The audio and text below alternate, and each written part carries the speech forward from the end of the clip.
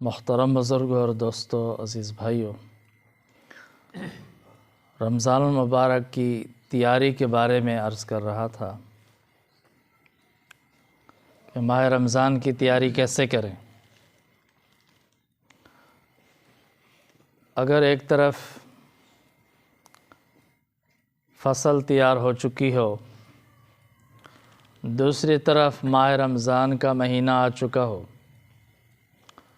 اب مسئلہ یہ ہے کہ فصل کی کٹائی کریں یا ماہ رمضان کے روزے رکھیں۔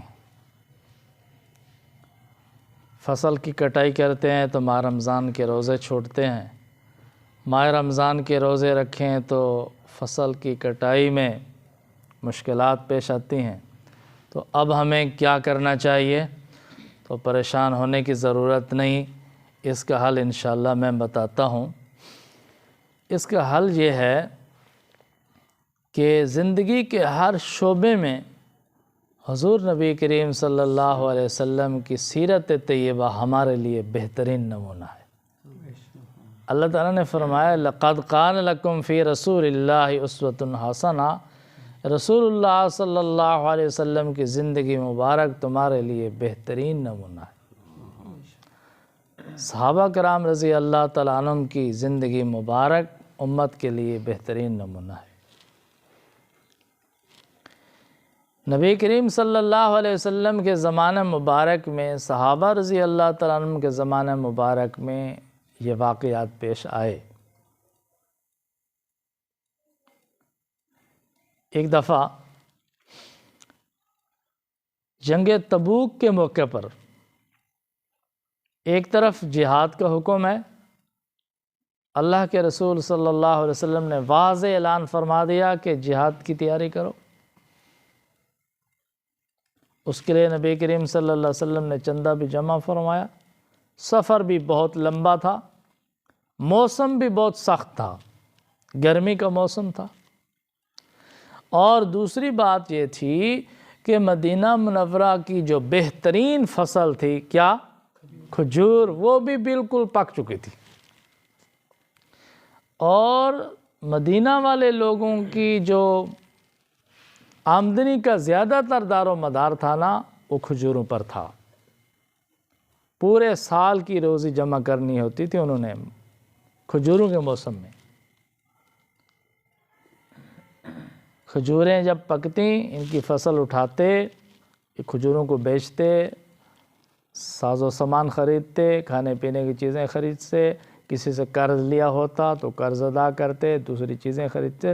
تو زیادہ تر جو دار و مدار مدینہ منورہ کے لوگوں کا تھا وہ کھجوروں کے باغات پر انحصار تھا۔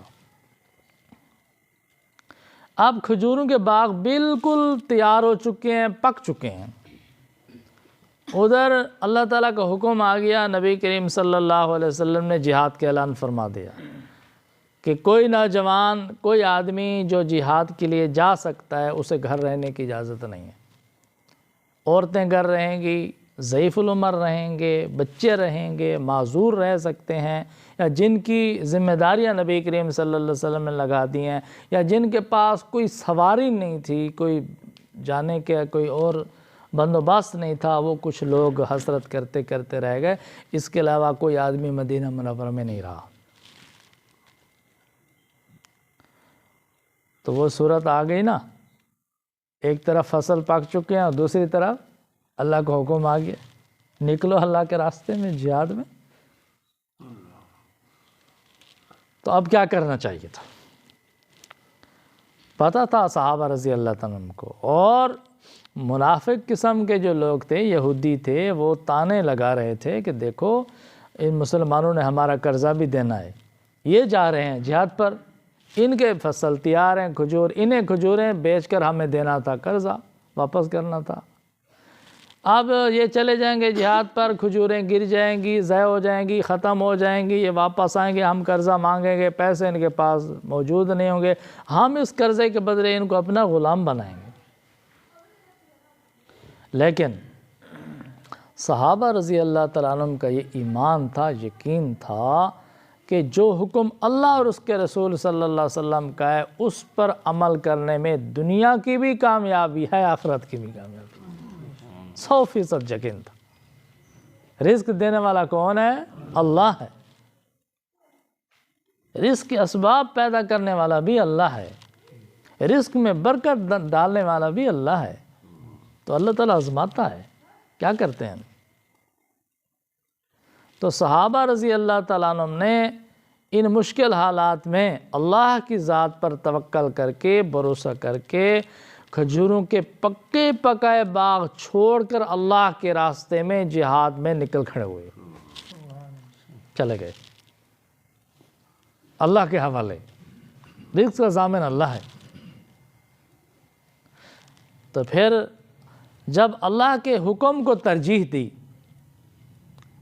اللہ کے دین کو ترجیح دی، اللہ کے رسول صلی اللہ علیہ وسلم کی اطاعت کو ترجیح دی کہ یہ پہلے ہے، دنیا کی ضروریات بعد میں ہیں، تو پھر اللہ تعالیٰ نے کیسی مدد فرمائی، کیسی حفاظت فرمائی کہ جب صحابہ کرام رضی اللہ تعالیٰ عنہ جہاد کے لیے چلے گئے اور اپنے کھجوروں کے پکے باغات چھوڑ کر چلے گئے، جب صحابہ رضی اللہ تعالیٰ عنہ جہاد کی مہم سے واپس تشریف لائے تو اللہ تعالیٰ نے ایسی حفاظت فرمائی کہ ایک کھجور بھی ضائع نہیں ہوا۔ اللہ تعالیٰ نے اس کی حفاظت فرما دی۔ باغات کو پیدا کرنے والا بھی اللہ ہے، باغات کی حفاظت کرنے والا بھی اللہ ہے۔ اس لیے میرے بھائی دوستو پریشان ہونے کی ضرورت نہیں ہے۔ چاہے فصل تیار ہوں، باغات تیار ہوں، ہم نے دیکھنا ہے اللہ کا حکم پہلے،